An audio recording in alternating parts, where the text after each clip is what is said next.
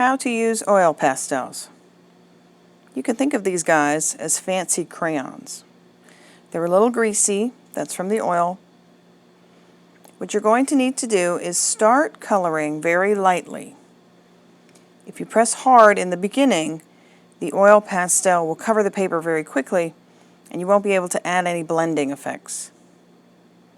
To mix your colors together, you just do the same thing you would do if you were painting.